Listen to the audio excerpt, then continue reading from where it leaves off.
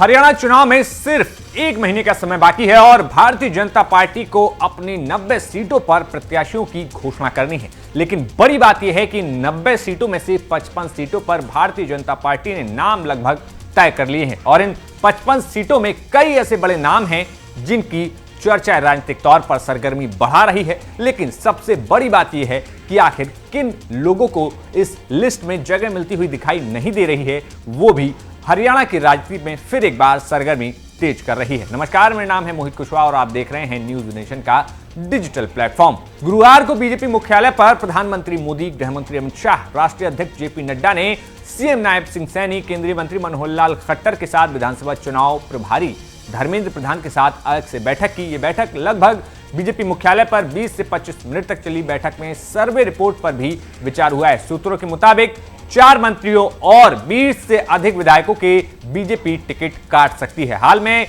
लोकसभा चुनाव लड़ने वाले कुछ उम्मीदवारों को फिर से टिकट दी जा सकती है। आपको बता दें कि 2024 के लोकसभा चुनाव में हरियाणा की 10 में से 5 सीटों पर भारतीय जनता पार्टी ने जीत दर्ज की, जबकि 5 सीटों पर उनके उम्मीदवार हार गए। ऐसे में हारे हुए कुछ उम्मीदवारों को फिर से मौका दिया जा सकता है। मीटिंग में तय किए गए नामों को देखें तो यहां पर कई बड़े नामों पर मोहर लगती हुई दिखाई दे रही है। सूत्रों के मुताबिक गुड़गांव से सांसद और केंद्रीय मंत्री राव इंद्रजीत सिंह की बेटी आरती सिंह को अटेली विधानसभा से टिकट दिया गया है। यानी कि यहां पर ये जो जानकारी है वो अब मोहर लगती हुई दिखाई दे रही है। हाल ही में बता दें कि राव इंद्रजीत सिंह ने पार्टी अध्यक्ष जेपी नड्डा से भी पिछले दिनों मुलाकात की थी और विधानसभा चुनाव से पहले यानी कि लोकसभा चुनाव में शपथ ग्रहण के बाद से एक नाराजगी के तौर पर राव इंद्रजीत सिंह ने कहा था कि वो अकेले ऐसे राज्य मंत्री हैं जो लगातार राज्य मंत्री हैं। तो ऐसे में अब नाराजगी के बीच राव इंद्रजीत सिंह की बेटी को यहां पर टिकट मिलता हुआ दिखाई दे रहा है। इसके अलावा अगर हम बात करें अंबाला कैंट सीट की तो यहां पर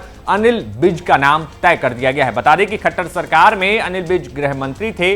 नायब सिंह सैनी के मुख्यमंत्री बनने के बाद विज लगातार नाराज दिखाई दे रहे थे। तो वहीं दूसरी तरफ चुनाव समितियों की लिस्ट में भी अनिल विज का नाम नदारद था। लेकिन बाद में विज की हरियाणा प्रभारी धर्मेंद्र प्रधान से मुलाकात होती है और उसके बाद चुनाव समिति में अनिल विज का नाम जोड़ दिया जाता है। बड़ा बयान अनिल विज का तब सामने आया था जब उन्होंने कह दिया था कि मैं अपनी अंबाला की विधानसभा सीट पर फोकस कर रहा हूं और उनका पूरा फोकस जो है सिर्फ और सिर्फ अंबाला की विधानसभा सीट पर है। अब इन सब के अलावा मुख्यमंत्री नायब सिंह सैनी को लाडवा सीट से चुनाव लड़ाया जाना तय कर दिया गया है। इसके साथ ही जहां प्रदेश में हरियाणा सरकार की कमान नायब सिंह सैनी के हाथों में पिछले 2 महीने से रही है, उसमें भाजपा को कितनी सफलता मिलती है, कितना लाभ मिलता है, ये अब देखने वाली बात होगी। वहीं अगर अहिरवाल यानी कि दक्षिणी हरियाणा की बात की जाए तो वहां पर बादशाहपुर की सीट काफी अहम हो जाती है। बादशाहपुर की सीट के बारे में हमने आपको पहले भी बताया था कि जहां पर राव नरवीर सिंह का नाम कंफर्म अब लगभग मान लिया गया है और बादशाहपुर की ही वो सीट है जहां पर मनोहर लाल खट्टर के पूर्व ओएसडी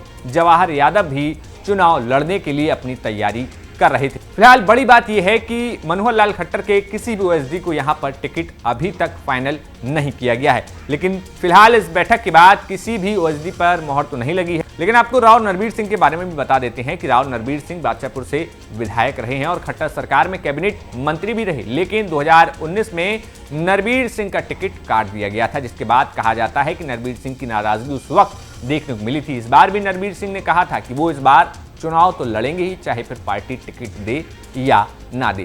फिलहाल सूत्रों का यह भी कहना है कि 3 मंत्रियों के अलावा दर्जन भर विधायकों के टिकट पर तलवार लटकी हुई है। इसमें से पूर्व मंत्री ओपी यादव, संदीप सिंह और कमलेश ढांडा और मंत्री सीमा त्रिखा, कमल गुप्ता, रणजीत सिंह और असीम गोयल की टिकट पर तलवार लटकती हुई दिखाई दे रही है। भाजपा कई सीटों पर नए चेहरों को उतार सकती है। पिछले चुनाव में हारे और कुछ मंत्रियों को भी मौका यहां पर दिया जा सकता है। पार्टी सूत्रों का कहना है कि 90 विधानसभा सीटों में से 55 सीटों पर गुरुवार को केंद्रीय चुनाव समिति की बैठक से ठीक पहले हुई बैठकों में एक नाम तय कर लिए गए थे, जबकि बाकी की जो सीटें हैं उन पर 2-2 नाम तय किए गए हैं। अब बाकी की जो सीटें हैं उन पर मंथन होना बाकी है। परिवार के सदस्यों को भी चुनाव लड़ाने पर यहां पर चर्चा हुई। फिलहाल किसी भी मौजूदा सांसद, केंद्रीय मंत्री को टिकट नहीं दिया जाएगा, ऐसी चर्चा जो है इस पूरे बैठक में देखने को मिली है। बता दें कि 5 सितंबर से हरियाणा में नॉमिनेशन की प्रक्रिया शुरू हो रही है और 1 अक्टूबर को वोटिंग है। 5 सितंबर को नामांकन की प्रक्रिया शुरू होने के बाद 12 सितंबर को नाम दाखिल करने की अंतिम तारीख होगी। नामांकन पत्रों की जांच जो है 13 सितंबर को होगी। 16 सितंबर को नाम वापस लिए जा सकते हैं। ऐसे में देखना होगा कि हरियाणा की जो पॉलिटिक्स है वहां पर भारतीय जनता पार्टी किन 90 चेहरों को उतारती है और वो 90 चेहरे विधानसभा चुनाव में कैसा कुछ प्रदर्शन कर पाते हैं। हरियाणा की राजनीति से जुड़ी खबरों के लिए देखते रहिए न्यूज नेशन। शुक्रिया। न्यूज नेशन अब व्हाट्सएप पर खबरों की ताजा अपडेट के लिए न्यूज नेशन के इस QR कोड को स्कैन करें।